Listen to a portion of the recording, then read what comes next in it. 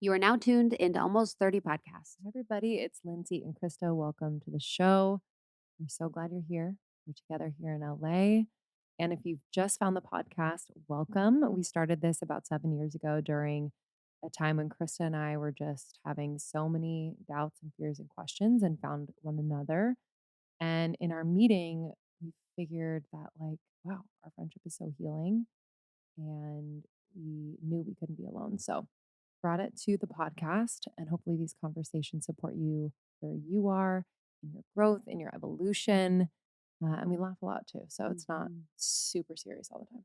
We like to keep it real. We have Mhm. Sahara Rose on the podcast today, a dear friend of ours. This was a conversation that she and I had.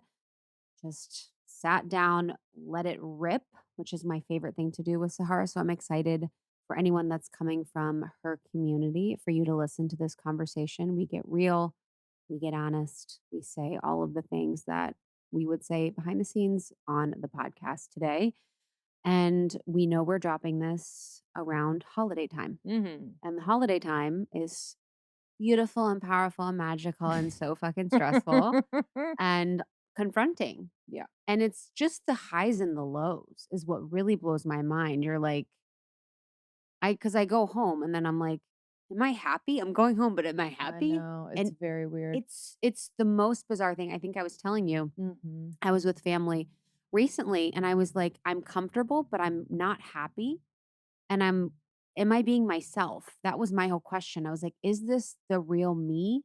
I'm not talking. I'm like disassociating. I'm like, Yeah. Yeah. it's just, and that really brought up for me how deeply ingrained our patterning is where it feels comfortable for me to be disassociating, to not be talking, to be just like a fly on the wall.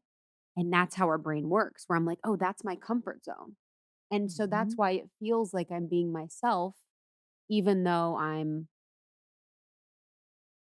being a version of myself, but it's not my best version, obviously. Totally.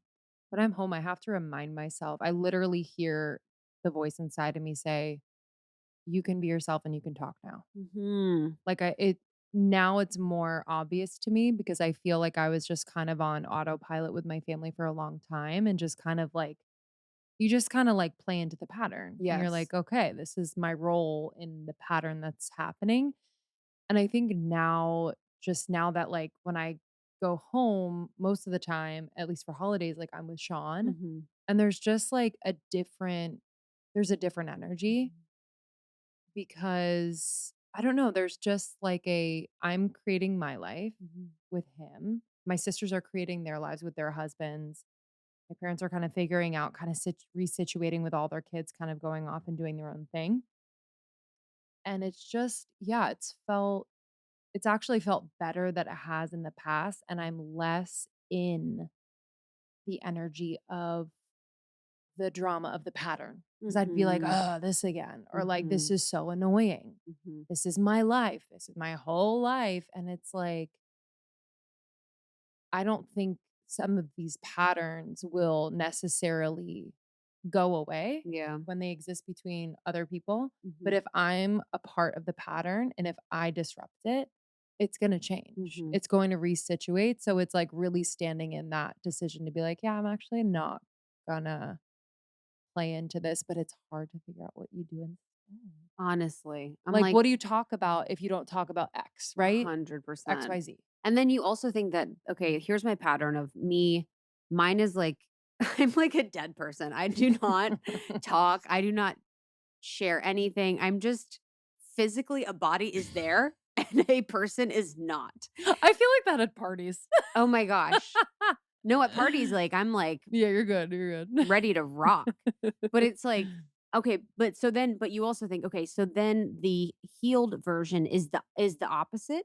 So the healed version is like Mm, laughing and comical and being, an extrovert and talking, but it's actually I'm just like, where's the middle where I can be just more comfortable actually saying what's coming to my mind, even though mhm. nothing really does during those conversations or during the Yeah, conversations or during the situations because it's so wild how blank I am. I'm like, but doesn't it vary depending on who you're with? And I have to give yes, myself kind of that yes, grace of, yes. like, there are times when I'm with people that I'm like, "You know what? For some reason, like, I'm not really lighting up to kind of Yeah. contribute in the way that maybe I desire, and maybe Mhm. that's less about me and more about who I'm Totally. with." Do you know 100%. what I mean? Or just, like, dependent on mood, what you're going through, what is Yep. happening in the world, what Mhm. I don't know, it's just yeah, it's very 'Cause there's no point of reference for my life mhm. for many people in my family, Totally. so it's like, Yes. what's the point of reference that I can bring you towards to support us in having a conversation about Mm, things, yeah. Like, when I got back from darkness, my mom was like, "Did you get back from the dark cave, the days in the dark?" I'm like, yeah. What was that? Did you eat?" I'm like she's like, "Huh." Just no fucking clue. Totally. There's no ability to it's like the conversation has already been written and decided by them Yes. because I feel like yeah, my dad for sure does that where there's just like a level at which they're comfortable to go Yes. and they kind of know what they're going to Oh, say and they've said it 100%. probably before That's my favorite and you thing can't drop actually, in. is to be able to drop something that's below the comfort level and Mhm. just like I even said that with the dark, I was like, "Yeah, I think I had so much grief come up. It was just almost felt like I was gonna throw up. I had so much grief and pain coming up. It's like, huh, like it just doesn't And hit. there's no Yeah, it's just the like, connection to be like, huh. I I was wonder like, what that grief is I was in the about. womb of the cosmos Yeah. almost, being rebirthed and whatever. But yeah, it's just so wild. But how was your Thanksgiving home? It was good. It was nice to like again, I feel like it's different now coming in as like A it unit, yeah. it sounds so cheesy. No, it's It's true. just different. Um, but I was laughing with my siblings because we had like an outsider come in. We had a family friend come with her husband and they've been friends for years. But she's just that type that like she says the thing. My sister was carrying around her new dog. The dog's so cute, and she just, like, loves the dog, and it's so adorable. She's like, "I've never seen someone carry a dog all the time like that." Like, just like you know what I Yes. mean? You're like, Yes. "Okay, and Mhm. so where's this going?" Yes. My sister's gluten-free. What so what is gluten? Mhm. Like, what exactly and it's always, like, a dig. Yes. So Mhm. she's digging that, like my sister's carrying the dog. Mhm. She's digging that this other one is gluten-free. Mhm. She saw my dad cutting the turkey, and my dad was just, like, very done. And she's like, "Oh, I've never seen anyone cut a turkey like Yeah. that." You know, Uh-huh. and my Yeah, dad 100%. my dad, like, had to take a walk outside. I'm like, "Oh, wow." But, besides that, it was refreshing because I felt like talking about this with my therapist where it's like, "Damn." Like, you really realize how far you've come at times Yeah. and how far you haven't come at times when Yeah. you're with your family and you Yes. talk about this. But there are moments where I'm like, "I've come really far. Yes. I've come so far," and I just don't I'm almost just observing. Mhm. I'm participating, Mhm. like, conversationally, but I'm really energetically, like, observing where I'm Mhm. like, "Well, that's happening again, Mhm. and that's happening," but I'm not becoming so invested in fixing it Mhm. or making it different, and Mhm. that feels much better. That's huge. I Yeah. was talking to our audience. I'm like, please recognize how far you've come this holiday season. Yes. Even not being triggered one time is huge. Mhm, So, mhm. how can you find those tiny moments of peace and calm or a boundary or an expression? We were on a member call the other day. We were on a live hang talking about the holidays. And Michelle, one of our members, she was talking about how um, her family, she's like kind of the butt of the joke. Mm, Where they kind of make fun of her. It's kind of like the thing.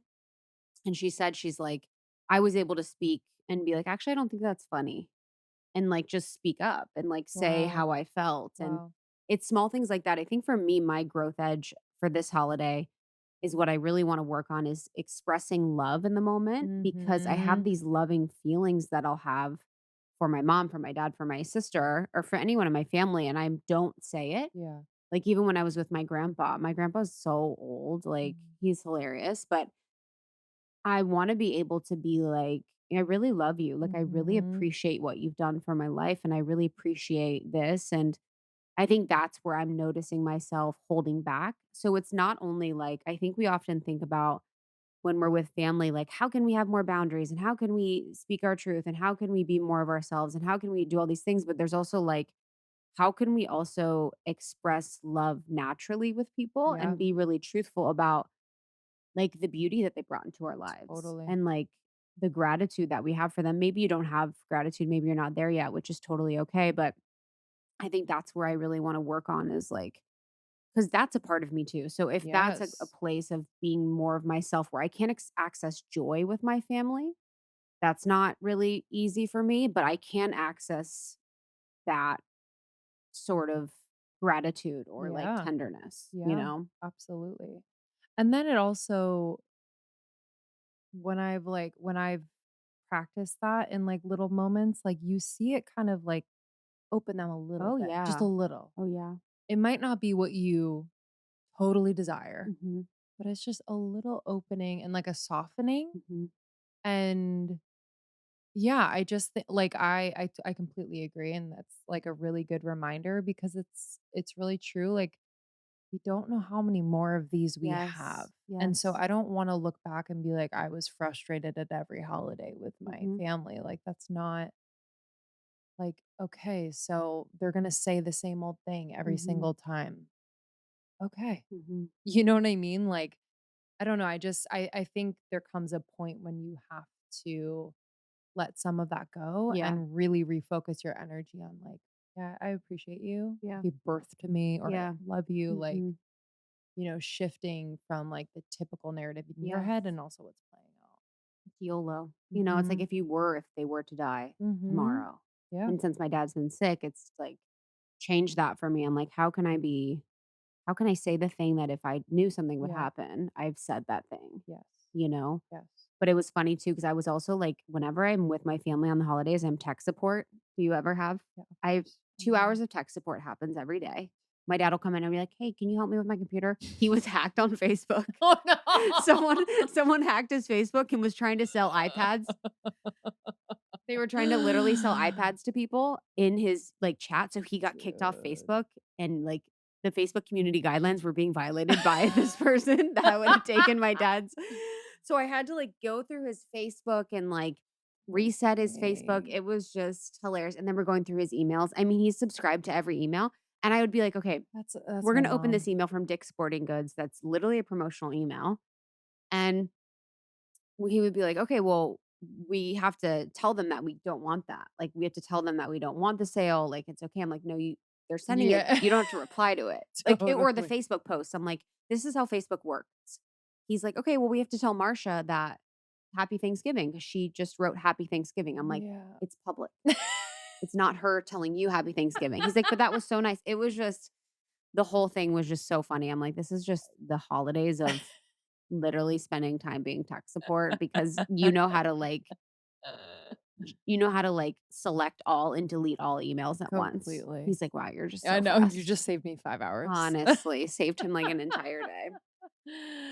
Well, happy holidays, y'all. Truly enjoy time with your Yes. Enjoy them. friends. Enjoy your own time too, like, just, like, Yes. being in your own energy, maybe without, like, the hubbub of work and just, Yeah. the goings on. Look how far you've come, truly. Mhm. That's just what I wanna say to all of you is you have come so far. If you're listening to the show, you've definitely come far. You've been with us in the journey, so happy holidays. Enjoy them. We love you. Enjoy this episode with Sahara Rose, a dear friend. Her Instagram is I am Sahara Rose. She's founder of the Dharma Coaching Institute. She is an author. She is an incredible being that is all about joy and pleasure and femininity. And she is someone that just really knows how to be herself. You Mhm. can go to her website at iamsahararose.com and take any of her quizzes and learn about discovering your Dharma. All right, y'all. Thanks for listening. Enjoy this one, and we'll see you on the other side. See you soon.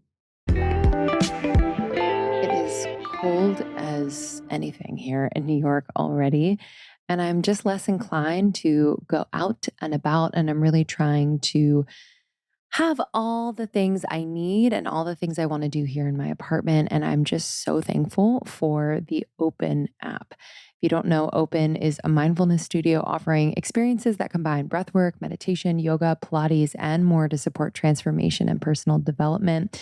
What I love about Open is that the aesthetic is amazing. So I really feel like I'm transported every time I dive into the app. Plus, they blend music, sound, breath, movement, and visuals just to like really bring you to the present moment. I love it so much. I'm kind of an aesthetics person. So just to have like a completely experiential moment in the morning when I'm meditating is so important to me. I really love their teachers. Their teachers are leaders in mindfulness and meditation. I know that you are going to love them and feel like, wow, step above the rest. They truly, truly are. So if you're someone that is really wanting to just take anywhere from like 5 minutes, 15 minutes, maybe even 45 minutes of a little stretch or workout like Pilates, please take a moment and download the Open app. You can do so totally free right now. You can go to open-together.com/almost 30. Use code almost 30. You're going to get 30 days totally free. You're going to access the app. Try it out. Try it out. I say try it at least 3 days a week so that you can really feel the effects of mindfulness. It's incredible. I'm happy for you. I'm excited for you. Open-together.com/almost 30. You get Open totally free for 30 days. Try it now. Okay, so you made the thing and now it's time to post it on your website and share to Instagram and send to your contacts. And put in the program. But if posting your creation everywhere includes reformatting, resizing, redownloading, and reuploading, like I know it does, you may want to try Issue. I'm really excited to introduce you to Issue, ISSUU, which is the all-in-one platform to create and distribute beautiful digital content from marketing materials to magazines to flip books and brochures and so much more. I'm not sure if you heard, but PDFs are outdated. Issue makes content better. They also work seamlessly with the tools that you already use, like Canva and Dropbox and InDesign. So you just have to make it once and then they'll distribute it everywhere by reformatting it. It's amazing. They also optimize for SEO. Unreal. So if you're a creator, marketer, designer, anyone who wants to make content that stands out, try Issue. You can start using Issue today for free. Or if you sign up for a premium account, which we use, you will get 50% off when you go to issue.com/podcast and use the promo code almost 30. Let me repeat that. You will get 50% off a premium account when you go to issuu.com/podcast and use the promo code almost 30 at checkout. That's issue.com/podcast with promo code almost 30. You can sign up for free today or get 50% off a premium account. So the holidays are coming up, and I know a lot of you might be spending time with your loved ones. And I don't know about you, but I feel like I hear some beautiful but the same stories from my loved ones kind of over and over. And I always love hearing them, but I hope that I remember them. And so when I found Storyworth, I was like, oh my gosh, this is like the perfect gift, both for me and like my siblings, but also for like my grandmother, for example, to be able to capture her story.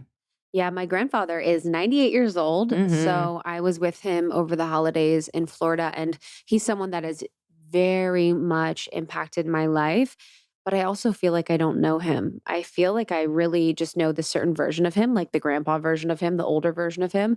So to be able to really just like see the human Hmm. that he is through something like Storyworth has been so powerful. And to find new ways to love and know our families is something that is just so incredible. And when we think about being the people we want to be and living the life that we want to have and loving as many people as possible or being in right relationship with people, it's like how can we humanize people Yes. through things like Storyworth? So this is how it works. Every week, Storyworth will email your loved one a single life-related question that you pick from. Like they have a collection of questions like, what's the bravest thing you've ever done? Or what's the farthest you've ever traveled? All they have to do is reply with a story. Then after a year, Storyworth compiles your loved one's stories, memories, and even any photos into this gorgeous hardcover book. So it's like this keepsake that you have Mhm. forever. It's such a great gift and just like very much encapsulates these stories and just keeps them in such a beautiful way. So for our listeners, we're excited. Storyworth is offering $10 off your first purchase. Storyworth.com/almost 30. That's STORYWORTH.com/almost 30 to save $10 on your first purchase. I think you guys are going to love this one. I loved the questions myself, Hmm. seeing them.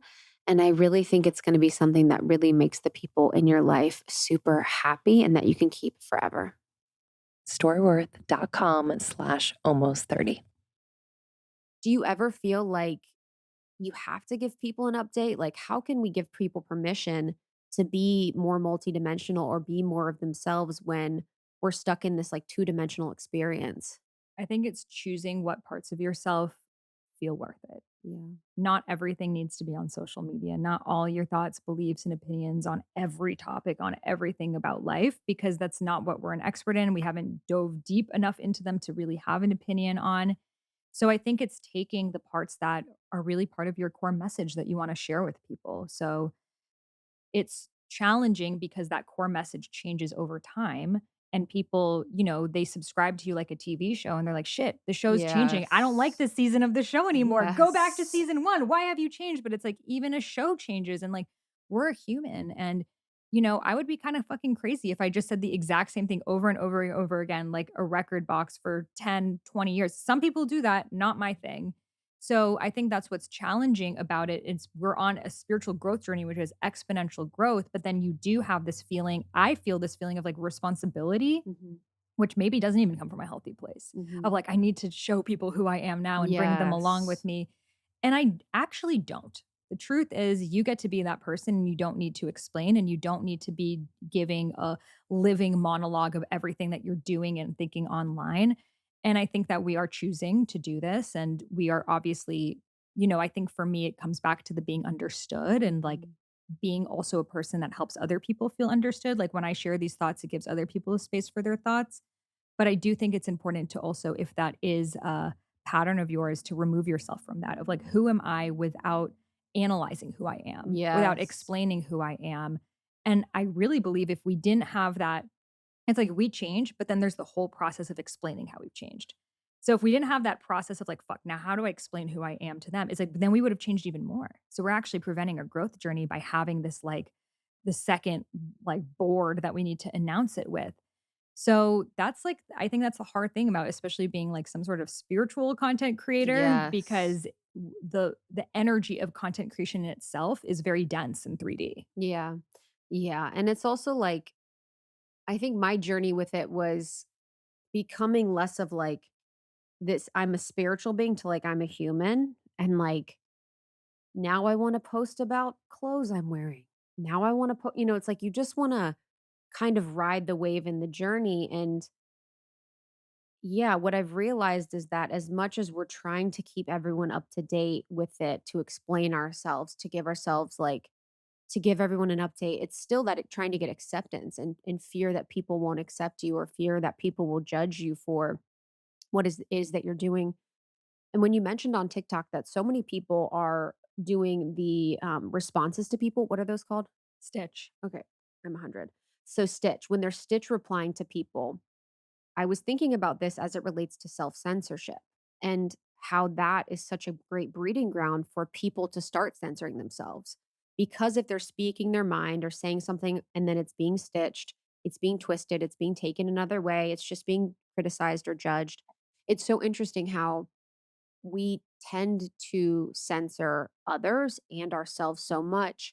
And I want to know about your journey with censorship within yourself. Like, do you find yourself self censoring?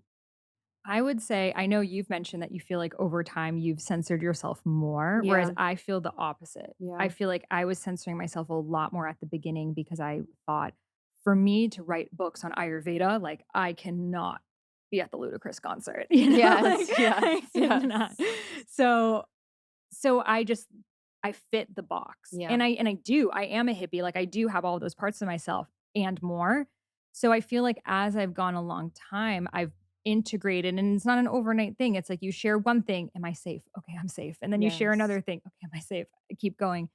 And then who you are and what you stand for actually changes too. And then you get on another part of your journey and then your message changes. So I would say now I feel really free around what I post. I would say I love being live. Like I go on IG live Mhm. sometimes, 'cause again, I'm a huge conversational person. So like when I'm like thinking about a podcast to record or something, I'll actually go on live and like I'll be talking to I people love that. like, I remember when "Hey I went guys, to what do pick you you up think?" for I was on Lacey's live. thing. I went to go pick Sahara up for Lacey's journal launch for TBM, and Sahara was literally live, and I was waiting to pick her up. I was like, "Hey, fucking come down." I, like, bring on a group of 4 people, and I'm like, "So what kind of Claire are you?" "Oh, you're Claire Cognizant, Claire," like, I love doing that. So for me, that helps me just, like, release the pressure around the post because it's just a Mm. real-time conversation. So in terms of censorship, I also choose my battles, you know? It's like not everything, because I don't know, no one knows what's going on in the world, right? We're all only getting glimpses of it. So I choose what I'm here to stand for. And then if it's like things that I don't know everything about, it's not my zone of genius. I just stay out of it. And I know some people could say, "Oh, why aren't you talking about this issue or that issue?" It's like I could DM everyone, "Why aren't you talking about what's happening in my home country of Iran? You know, why aren't you talking about this?" I'm not going to do that. Mm. So I think everyone thinks their issue is the biggest issue in the world, but the truth is there are thousands and thousands and thousands of issues right now.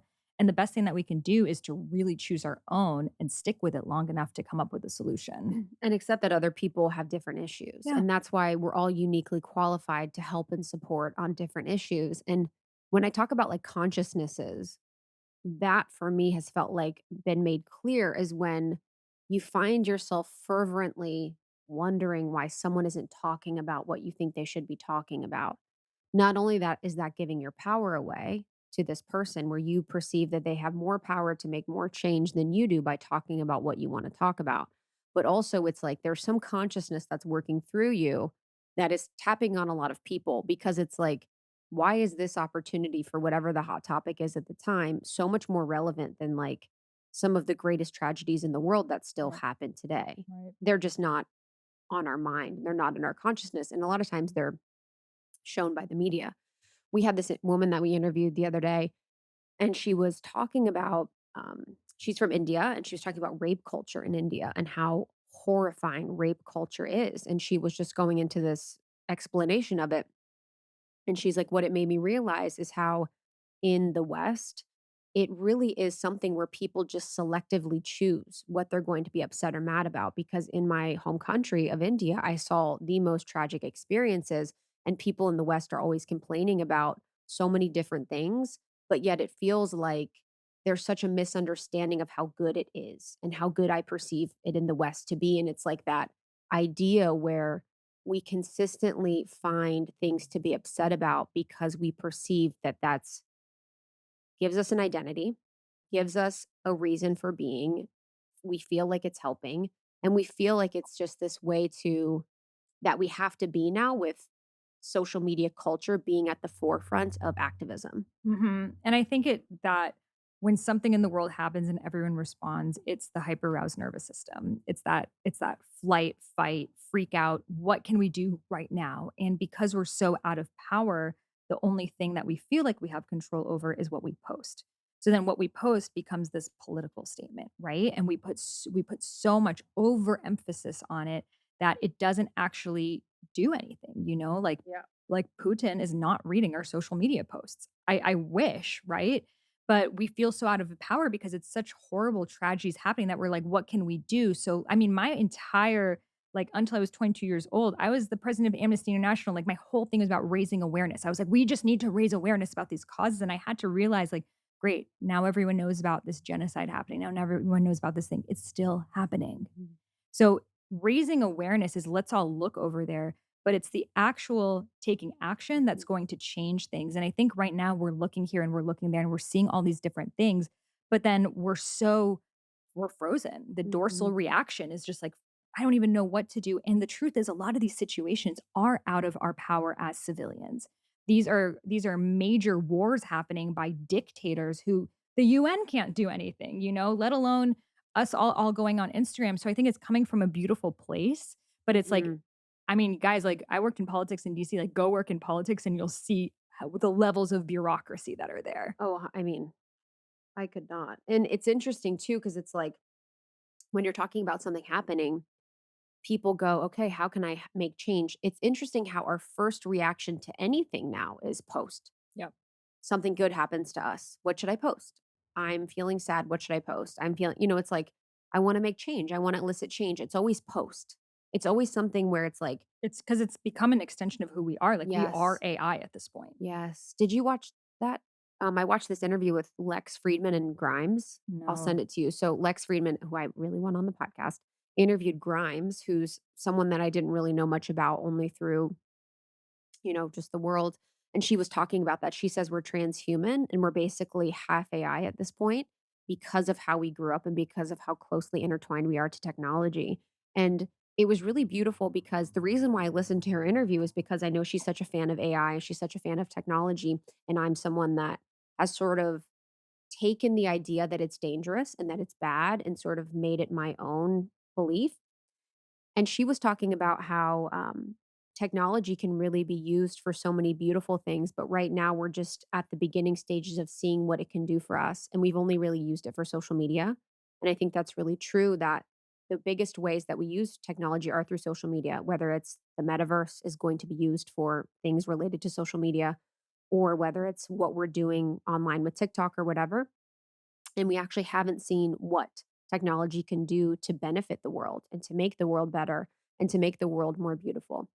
She was actually talking about potentially creating a DAO, which is something that they do in crypto. It's a decentralized autonomous organization, and it would be for mothers. And it would basically help to restructure the ways in which we compensate things that impact our society, and we could basically compensate mothers more fairly for the impact they have on the world to raise kids. Because right now, our structures of compensation in culture are so skewed to things related to capitalism or things related to work or producing. But actually, one of the most impactful things for our society is being a really good mom. And so it was powerful, and it really helped me to reimagine like a world where we could use technology in a powerful way to make a change for the better. Hmm.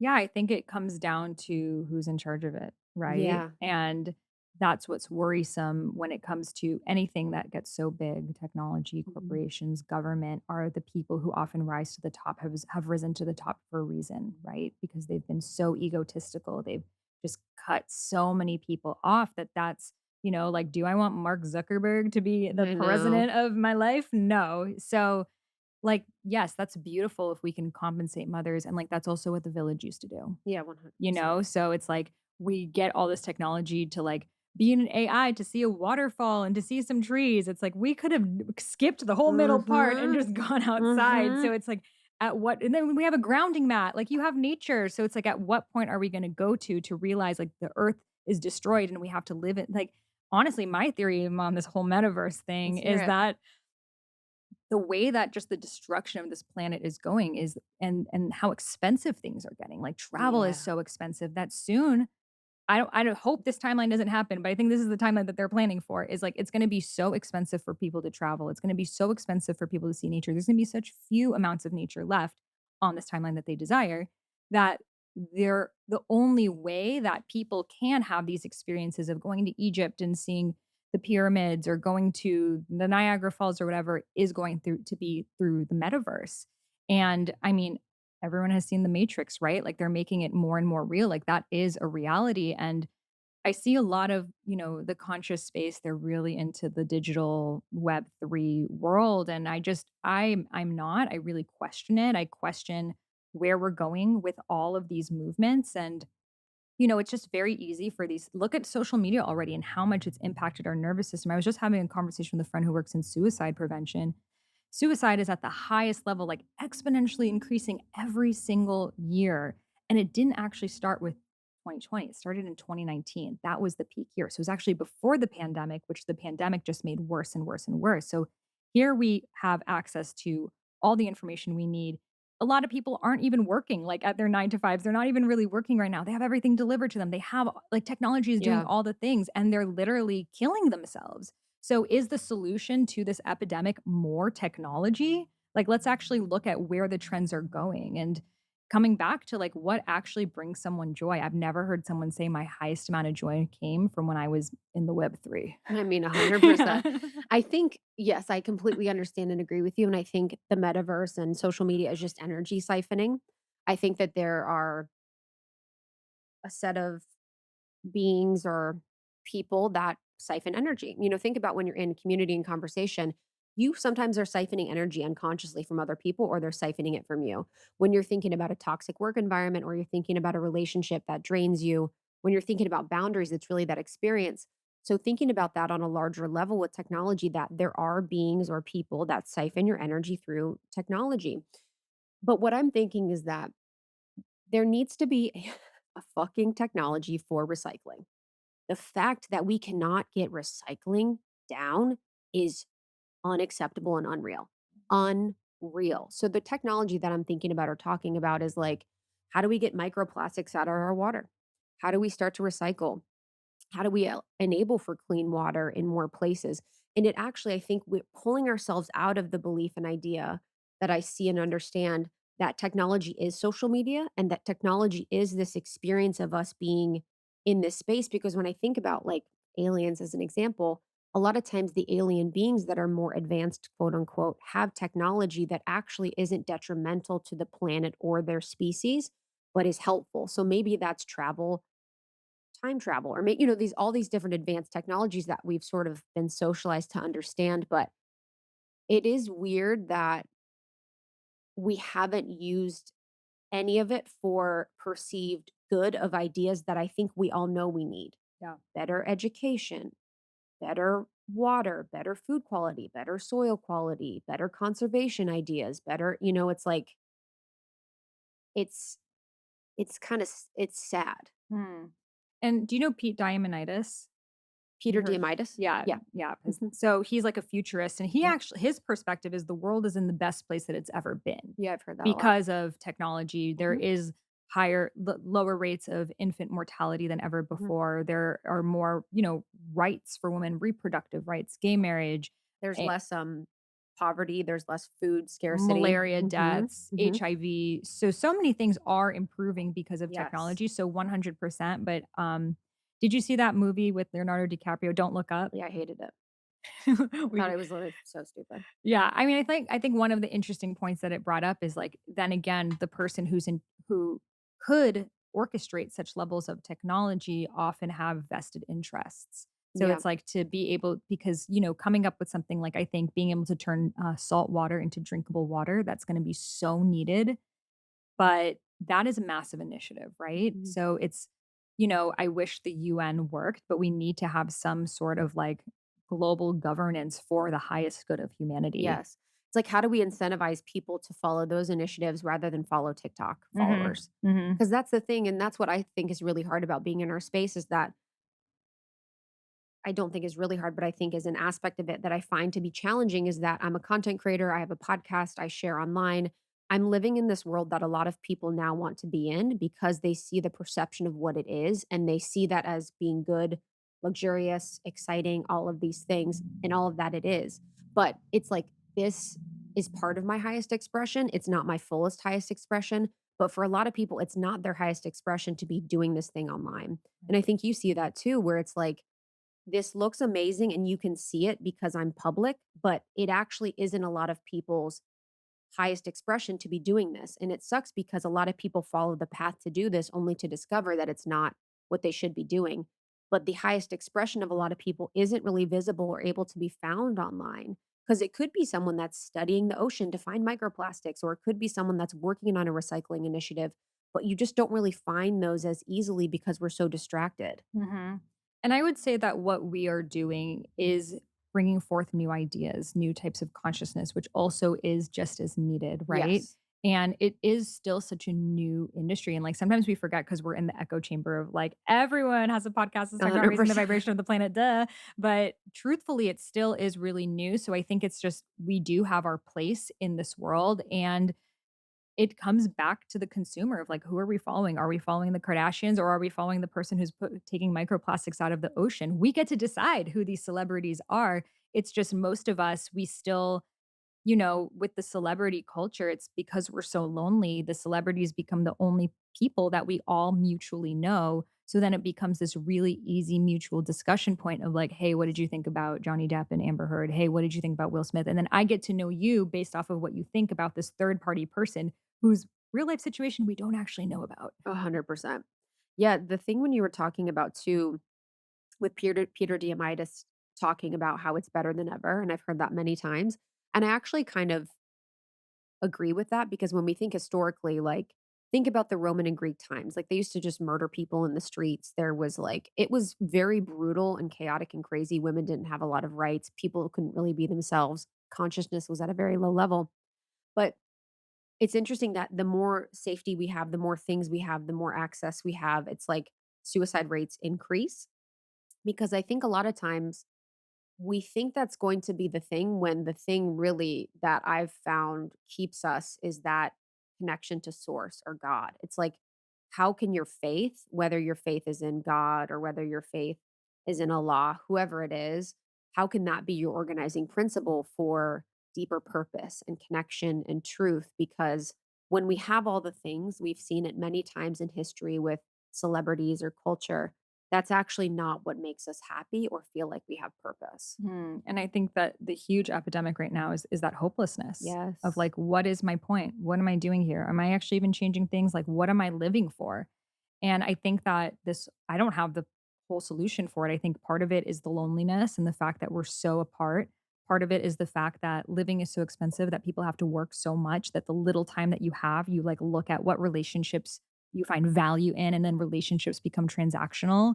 I think it's social media culture and us, communicating and even just hating on each other and just the horrible things that people say on social media. And especially with teenagers, I think that's a huge part of the depression, anxiety, and suicide going on.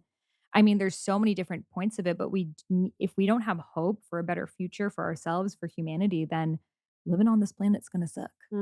Yeah, I tweeted the other day. I was like, optimists create the future. Hmm. Because how can we be that where you're thinking of the best possible outcome? Because if you look at Netflix, and I love the solo you did the other day about why you don't watch scary movies.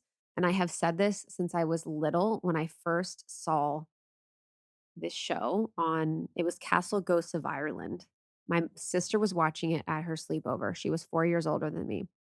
I came in the room, Castle Ghosts of Ireland came, and it was this old, like, Irish house, and this, like, demon goat creature was walking down the hallway. It was like CGI. My life was never the same. I was like, "Yo, the fact that this" so for the next years, I was so scared, and I haven't watched scary movies since because I don't like to be scared. It's not a feeling I like to feel. I don't like to be scared, but if you look on Netflix or on a lot of the main TV shows, there's not many shows about creating a better future. Most of them are doom and gloom. Most of them are apocalyptic. Most of them are about the worst possible scenario, like Blade Runner, many of these movies that are pretty predictive and they sort of get in our conscious and our psyche and make us believe that the only possible outcome is really like a terrible experience. Mhm. Because the ego wants to focus on what might make me unsafe. So if I know all of the potential things that might make me become unsafe, maybe it's that Irish ghost, maybe it's Yes, it Freddy was a goat, Krueger, okay? goat. It was like a goat creature. It was, like, on its little, like, hooves walking down the Yeah. hallway, and I was like, "Oh my god." For me, it was Freddy Krueger with his big ass Oh my nails and the god. fact that he could come for you in the daylight. I'm like, shit, where do I hide? Like, Yes, there is yes. nowhere to go. Or the ring, whenever the Oh my TV god. would get all like staticky.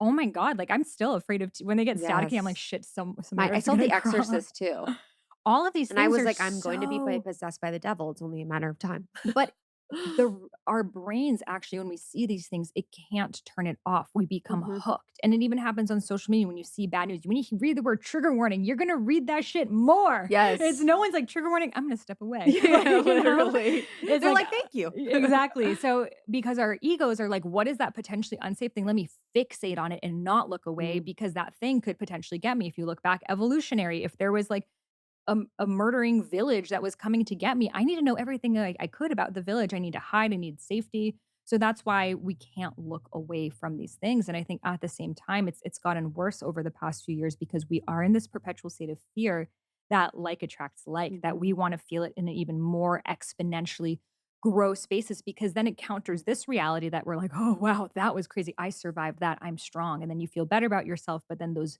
everything that you see remains in your subconscious. Everything that you've seen this lifetime stays in your subconscious forever. So that's why when you're alone at home, when you're in the bathroom, the thoughts come back and then our thoughts create our reality. So then we're creating realities based off of these really horrific things. And these things aren't like, oh, it's like shadow work. No one's shadow work is Samara coming out of a TV screen, you 100%. know? Who says it's shadow work? Like I've heard people be like, oh, if you're afraid of scary movies, you're afraid of your shadows. I am like, Yeah, Freddy Krueger is not part of I'm my not afraid of childhood them, but I'm, shadow. like, Yeah. choosing to just not, like, inundate my brain and third eye with 'Cause that there's shit. enough genuine shadow work 100%. for you to do that you don't Yes. need to add, because stress all comes in the same bag. It doesn't know where it's from. So if you're just adding stress from things that aren't even in your life, it's Mhm. still being processed by your cortisol in your body in the exact same way. But I think we feel a sense of community when we watch these things. We get to talk about it to Yes. other people. It's like, remember in like high school, if you went on a date, you'd watch a scary movie because you would get even closer. So I think Yes. it's that closeness that we're desiring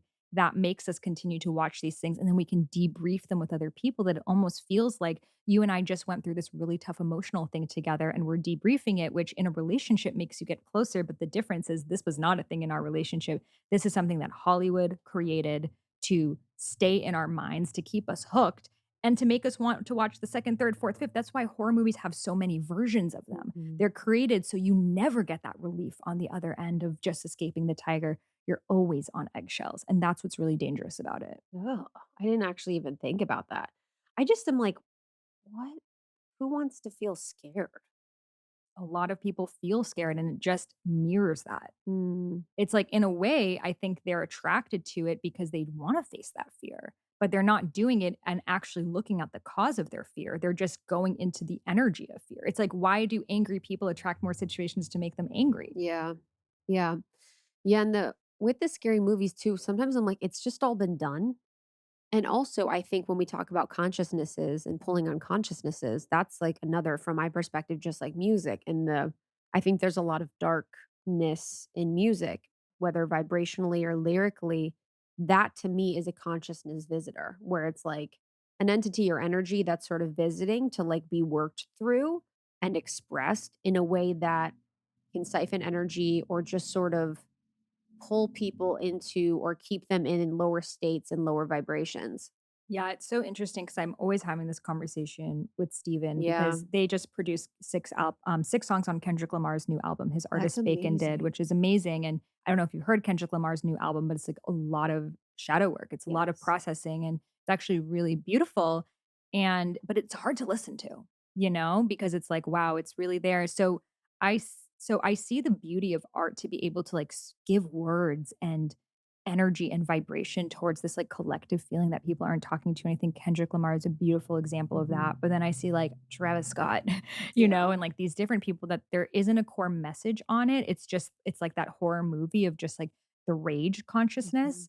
And I think that rage also is a human emotion that can be moved into in a healthy way. Like this weekend at the Ludacris concert, went back to move, bitch, get out the way. Yes. And I was like, oh, like there is a consciousness of me in here too that's like Mhm. super crunk and hyped up. But I didn't leave the concert feeling more angry. I didn't leave the concert wanting to start a fight. So, can we blame it on the music? It's like, I think music is being created based off of how people are feeling, right? So, it's like sometimes we blame the musicians, but the musicians at the end of the day are like, where is the collective consciousness and how can I give voice and words to it? And then Mhm. people who rise to the top, whether it's someone like a Travis Scott or whoever else, it didn't start with them. So, I Yeah. think like the bigger underlying issue is like, why do so many people resonate with this music? Yeah, I think it's like for me, like chicken and egg, where it's like it's you say it's tapping into the consciousness, and I sometimes think that it's like bringing down the consciousness to the masses almost, where the media or music or movies or TV is all sort of creating the energy that is then reflected Right. in the experience of people. And I think with music too, it's like that's why I resonate so much with Kanye. I think that's like controversial for people, but from my perspective, Kanye has done something incredibly powerful by bringing gospel music to the masses and by bringing God to the masses by not having cursing, by not having degrading lyrics anymore in his music. And I think there's just a time for an evolution because when I see pop music today and pop culture, it all feels the same. It's all talking about astrology. It's all talking about the devil. It's all talking about hell or talking about heaven or talking about God. And it's the same sort of archetypes. And I find that really fascinating where it's such a godless experience from my perspective on the outside, but yet it's always bringing in the certain type of archetypes that we talk about. All albums have like heaven and hell on it. It's kind of like very sci-fi, very AI, very much pulling on the same threads that are oftentimes bringing through to people. And you can see it with something like Travis Scott, Astro World having all the portals, having like these very specific imagery that is oftentimes being brought through. Mm, 100%. And I think with these conversations, like when I've told Steven and the artist, I'm like, why don't you guys come out with more conscious music? And Yeah. they're like, there is conscious music, it's just people are choosing to not listen to it.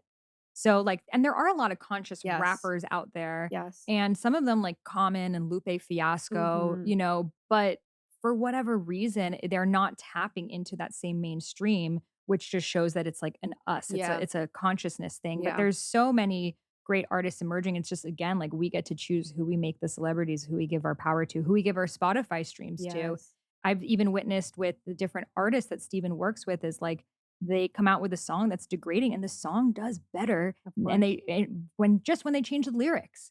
So it's like there's something about it that I think also music gives people like this pass to like say the things that they couldn't say. Mm. And it music is like a hyper version of ourselves, like whether it's like our super like alpha masculine selves or our Mhm. super like feminine, sultry, seductive selves. And like if Megan the Stallion had different lyrics, if the lyrics weren't wet ass pussy, that song would not have done as well. Mhm. So I think there is this element of because it's on social media, especially, we're fighting for attention, right? So like the thing that's the most outlandish often gets the attention. However, I think with people like Kanye and different conscious rappers out there and different beautiful emerging artists, they are saying something new that hasn't been said before. So it's up to us to give them that power and to make them the new, and that's the beauty of social media too. No one gives a shit about the Billboard charts anymore. Yeah, Like dude, who I don't cares? even know what the radio Who plays. cares? So that's the beauty of it because back in the day, whatever was on the radio, you just had to listen to it. Whereas right now we can choose what we're gonna infiltrate our minds with. Yeah, and I'm not saying that Kanye is like the most conscious person on earth, but I do appreciate the evolutionary journey that we've been able to witness with his music and a lot of the messages. And I always say with him, I'm like, I'm not down with the way he shares his messages or kind of moves about the world, but a lot of his messages I've found to be really powerful. He was one speaking out about gay rights before a lot of people within the industry were like down with having homosexual people or gay people in music. And he's been like a real leader in the industry for consciousness. But I think when you were talking about, when we can pull a thread of the scary movies and even like Wet Ass Pussy with Megan the Stallion, it's both that shock value energy that is oftentimes like getting its shock value from my perspective, pulling on the same threads all the time, where it's almost always for me seeming like it's pulling on the threads of um, going against Christianity and seeing like America as a group of Christians that believe that sexuality is bad or a woman expressing her body is bad. And then it becomes that dance between this is me expressing my body and feeling good in my body, and then acting like there's a group, and there is a group of people oftentimes that think that's wrong. And it's always that sort of same dance. Yeah. And it's like just feels old to me where that always feels like the lever that's pulled and it doesn't feel creative. It doesn't feel fresh. That was almost like Montero, Lil Nas X with a lot of his stuff often feels like it's often not creative from my perspective, but pulling on the same energies and same conversations about fundamentalist Christians in America that believe that certain aspects of that are bad. Well, I think for us, we've done a lot of work around it. You've done a lot of work Mhm. around it. So for you, it's like, okay, been there, done that. But I think Mhm. for the majority of Americans, it's like the reason why Lil Nas X went viral was exactly that Mhm. because he grew up really, I think, Baptist and Mm. and changed. So I I didn't know that. yeah, so because he used to be a country music artist. Yeah. And I think what was also controversial was the fact that he used to perform at kindergartens. So a lot of his audience were like elementary school kids because his song before that was sort of like a cowboy song, and then he just changed, which he has the right to. Yeah, He's of a course. human. Mhm. Is he? So we don't know. Yeah. Is he the hologram I version? was I'm like, not "Is sure. he?" But I would say that it's not even just in the US. I would say even in other countries that haven't just we're in the US that we did grow up, like, Yeah, with a more so Christian government and school system and yeah. overarching thing, so the pushback is that, but in other countries, they're having the pushback towards their more traditional values, whether it's in India or whether it's in the Middle East or whether it's in China. So I think music becomes a big, like, "F to whatever old systems that you're departing from, and the ways that we rebel are to go to the other extreme of like, you're not going to dictate my body. In fact, I'm going to show you my wet ass pussy, or Mhm. you're not going to tell me what to do. In fact, I'm going to give a lap dance to the devil because it needs to be that extreme in your face for you to then eventually find your middle ground with it." Mm, that's a good perspective. Yeah, I'm curious what you think about because with your twerking too, it's like so there's the idea that and even when we're talking about wet ass pussy a little bit, is Back to wet ass yeah, pussy. yeah, you're like, "So let's The let's title of this let's pull the podcast. thread on wet ass pussy." Yeah, like, wet ass pussy, a debrief. It's like, do you believe that is and I'm asking this without I was gonna lie and say I don't have my own perspective, but, um, I do have my own perspective, but do you believe that is female empowerment? And do you believe that twerking like, how is twerking I don't have a perspective on that, but how is twerking do you see that as related, and is that female empowerment? Yeah. So, like the culture I grew up in Iran, in Middle Eastern culture, like women aren't allowed to go outside without a headscarf. Women aren't allowed, they don't have equal rights at all. So, for me, growing up in a culture like that, that you aren't like your highest goal is to be a man's item, right? And that's how you're literally raised. So, and that's not just in the Middle East. That's like all around the world, but in like different degrees. It's just the fact in the Middle East it's still actually like this. So for me, my journey with hip hop dancing and with twerking has been owning my body, reclaiming what is mine and what is not an item for someone else. Specifically, the action of shaking your lower body, your pelvis, your root chakra. We know now that our hips are where we store our emotions, right? When you do like yin yoga and you're in a pigeon pose, people often start crying because of all of the emotions that they're holding on to in their hips. We also know that shaking helps release your nervous system. So when a zebra is running away from the lion and it finally makes it out in the nick of time, it shakes, it recalibrates its nervous system and releases it. So acts of shaking your hips in some sort of way has existed in many different cultures, belly dancing, um, African dancing, salsa dancing. If you look at any culture, it has that because our hips again we're literally releasing the shame, we're releasing the tension, we're releasing all of just the trauma that we hold on to there. So it's a somatic practice on its own, whether you're doing it by yourself. But then for me, the act of displaying it is, for me, it's a fuck you to the patriarchy. It's a fuck you to the fact that my grandmothers were all in forced child marriages when they were 11 years old. It's a fuck you to the fact that our bodies, I mean, still today are not totally our own. There's still Mhm. laws being passed around our bodies. And it's also the fact that people are like, well, isn't it sexualized? What's wrong with sexual energy? I think we often think, oh, if something's sexualized, then it must be coming from this like shadowy, Mhm. lingering, deceptive way of wanting something. Again, I think because the only way that we've seen sexuality is because of the media where there is an agenda, where also 99.9% of the time it was directed by a man. Mhm. So it wasn't that woman in her power.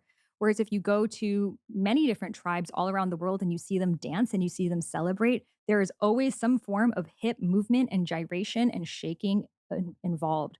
So I think when people see twerking right now, they will associate it with Cardi B and Megan the Stallion and that movement and be like, what? Like, this is degrading for our young girls. What kind of example are you setting? But then when you go deeper into it, when you actually start twerking, Mhm. you start releasing your own stuff, you're like, wow, I've never let my body experience pleasure. I've never let my hips release the trauma that they've been holding on to. I've never let myself ground and connect to earth. That's another element of it. When you shake and your knees are bent, you're connecting to that earth energy which you're bringing up through your body. you literally experience states of like euphoria, of interconnectivity, of oneness that I have never felt in my life outside of like just letting myself go there, ecstatic dancing and shaking and being in community with other people that Mhm. go there too. So you have to hit that at first, people being averse to it. They'll have their own perception of it because they've walked through different parts of life. And then for me, I keep holding on to it and holding on to it. And I have so many people that come to me and they're like, at first, I hated you. I hated the way that you were showing up online. I hated that you were twerking. I hated it all. And then I started twerking and, Yes. and I realized that it was like my own, like, you know, wounding from my childhood or my religious trauma or my parents telling me or me being afraid of the attention that I would get because we also don't live in a world that's safe for women to fully express. Mhm. I wouldn't do that like at a typical nightclub in LA because it wouldn't be safe for me to do that Mhm. there. However, we as women are hiding ourselves, we're dimming our lights, we're dimming our sexualities because we're afraid of what men will do to us Mhm. when we're in our power, and that's really where the problem is. Mm. Yeah, that's beautiful. I'm glad you shared that. I could listen to you talk about that all day. And I just want to move into like kind of our my last questions for you on our beautiful journey. Thinking about the twerking and sort of we talked a little bit about the beginning, like the how do we integrate the versions of us and how do we become more of ourselves? And we talked a little bit about our spiritual journeys too and how that's changed. What is this version of you? Like who is the version of you today? Hmm. For me, it everything I go, like, when I was on my health journey, I'm like, "What is the purpose of health?" I'm like, "Really, the purpose of health is for me to live my purpose." And then, like, "What is my purpose?" And I'm going to my purpose journey. I'm like, "What is really the purpose of having a purpose?" And I'm like, "To experience joy." So now that's where I'm at. It's a joy journey of, like, how to bring joy, embody joy, and bring that to other people. I think living in joy is the most rebellious act that we can do, and this is speaking from someone who worked in human rights and Mhm. all of the, political and social movements, and that also has a shape and form, and I think also if people are like, "Well, what do we do?" Donating money is the best thing that you can do to help any cause. And then you being the embodiment of joy because that lights up the way. We can infiltrate social media with joy and celebration and love and let that be the thing that goes viral. Let that be the thing that people are celebrating. Like, I love when I go on social media and sometimes I go on there and I'm like, I read exactly what I needed to read and I feel Mhm. really good and I got some inspiration and like that was a really interesting comment and I walk away from it more full. So for me, being that version of my highest form of joy and also my next thing that I want to create is actually off of social media of creating a center for creativity in Miami where there is a space for artists to produce their new albums, where you can then do an ecstatic dance, where you Mhm. can do beautiful rituals and ceremonies, where you can drop in with people. I think so many of us with this hopelessness and loneliness epidemic, we're missing just like unplanned being with community. Yeah. Because right now it's like, okay, I'm going to see you in 2 weeks at this time until that time. And it's like, it's a lot of work for that. And then sometimes you just don't even want to go.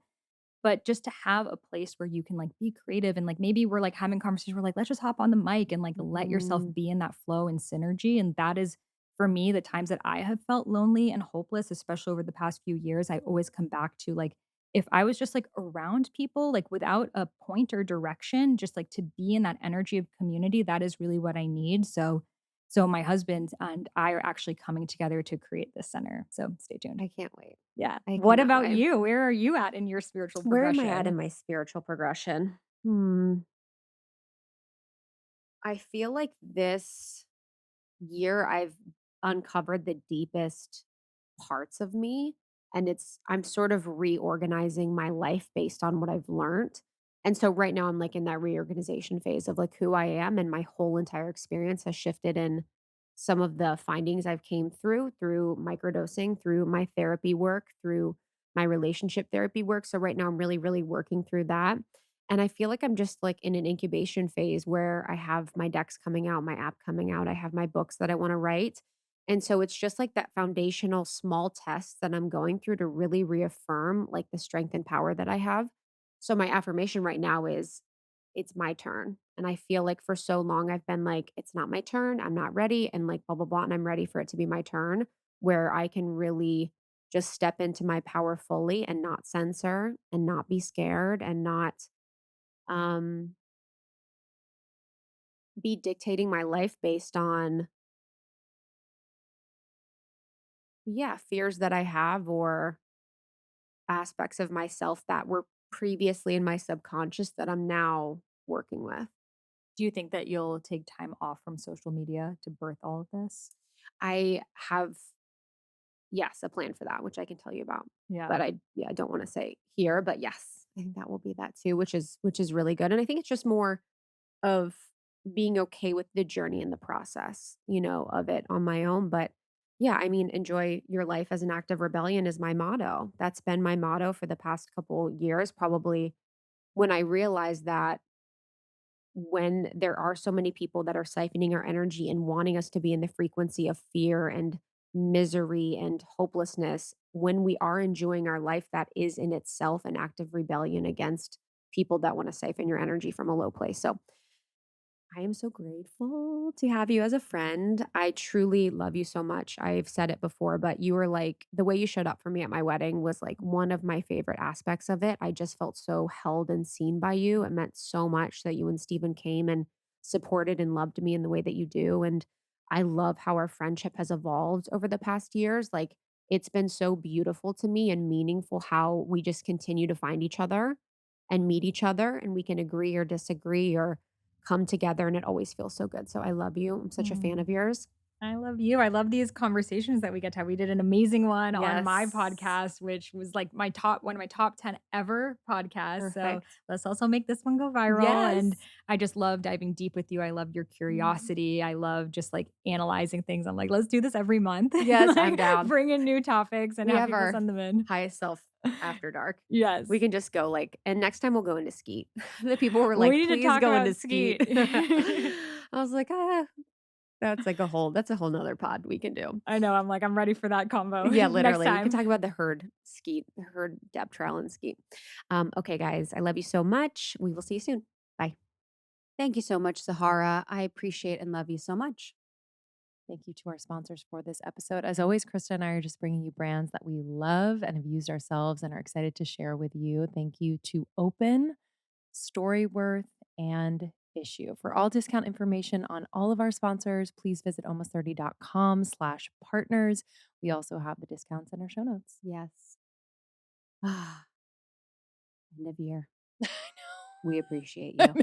I know. Truly, it's been such a blast this year to serve you in like a new way. I feel like every year it Mhm. feels a little bit different as to what we need and what we want to express, and also what our audience needs and what they want to express. So excited to rest Mhm. for the time being, and then, yeah, just gently kick off 2023 with you all. Mhm. We love you. We'll see you on the next one. Bye. Bye.